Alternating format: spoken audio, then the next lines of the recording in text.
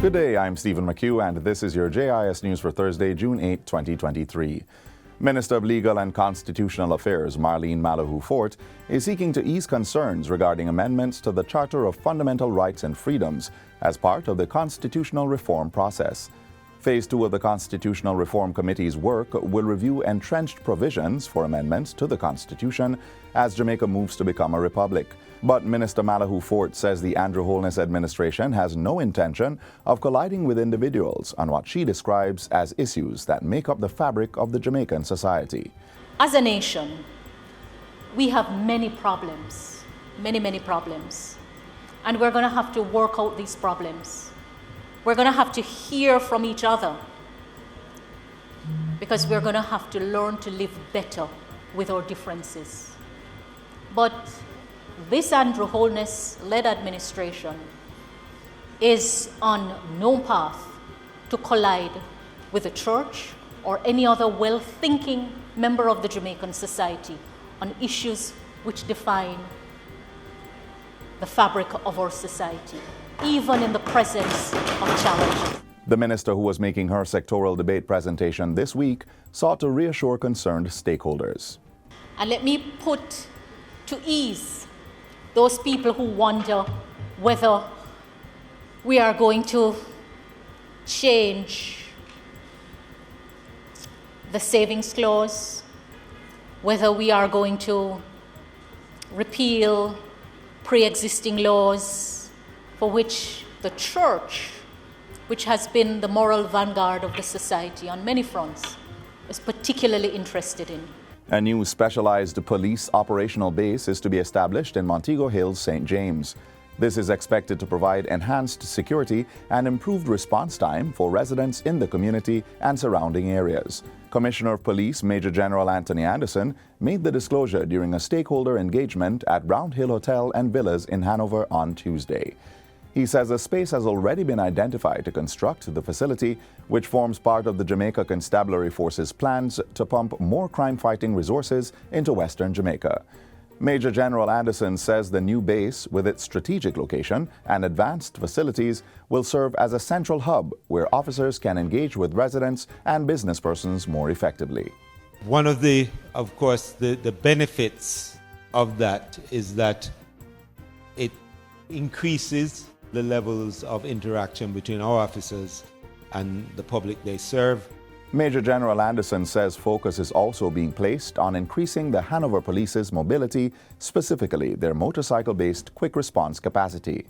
Now that at the moment is very minimal in Hanover, but I believe everywhere we have put it, it has been effective in controlling and curbing certain types of crime, and our ability to respond to incidents that are unfolding has increased significantly. On a wider scale, he says the JCF is also looking to increase the number of police personnel in hotspot areas in the West and across the country. A new batch of recruits will be graduating this Friday, strengthening the human capacity of the force. Minister of Health and Wellness Dr. Christopher Tufton is again urging Jamaicans to practice healthier lifestyle choices to reduce illness and death, as data indicates that the country's life expectancy rate is declining. Data from the ministry point to diabetes, stroke, hypertension, and cancers as being among the leading causes of death in Jamaica. Dr. Tufton says it is time for people to improve their lifestyle practices to prevent and combat these non-communicable diseases, NCDs. Younger people are getting ill earlier. Younger people are dying earlier. And the curve is now like this. And we need an expose that tells the country in the simplest possible way that with all the progress that we are making, we're going to have to get back to basics. Physical activity, proper nutrition, rest, cutting on the salts and the sugars and the fats, the tobacco, the alcohol. All of these things are perhaps more important than what you could write on a prescription pad. The minister was addressing the opening ceremony for a state-of-the-art 128-slice computed tomography CT scan suite at the University Hospital of the West Indies, UHWI. The suite was installed at a cost of $128 million. The Ministry of Tourism, the Inter-American Development Bank, IDB, and a cross-section of tourism stakeholders are collaborating to develop a sustainable tourism strategy for Jamaica. Portfolio Minister Edmund Bartlett says the strategy is to be a key driver of Jamaica's economy and will focus on community enrichment and human development. For every movement that the human makes across planet Earth, it carries with him a demand for something, for some good, for some service. And so our job now must be to supply those goods and those services. So our strategy has to now be to strengthen the capacity of our people, our local people, to supply those goods and those services. Minister Bartlett was addressing the first Tourism Strategy Development Workshop held last Friday at the Montego Bay Convention Center in St. James. The IDB's Chief of Operations for Jamaica, Lorenzo Escondur, who was also at the event, said effective public policy would increase tourist spending and boost private investment. Effective public policy will also reduce the sector informality, strengthen job retention, reduce the gender gap in the sector labor market, and reinforce human capital. And finally, the dairy industry's new product development and innovative procedures resulted in a nearly 10% increase in fresh milk production last year.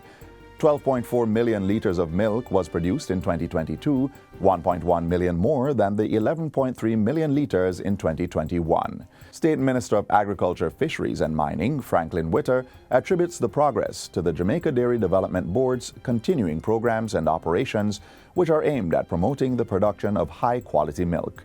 It is also being done to accommodate the rising demand for fresh milk on the market. The Dairy Board has completed the first year of National Livestock Generic Improvement Program and is currently in the second year of activities. This project is available to dairy, beef, and goat farmers.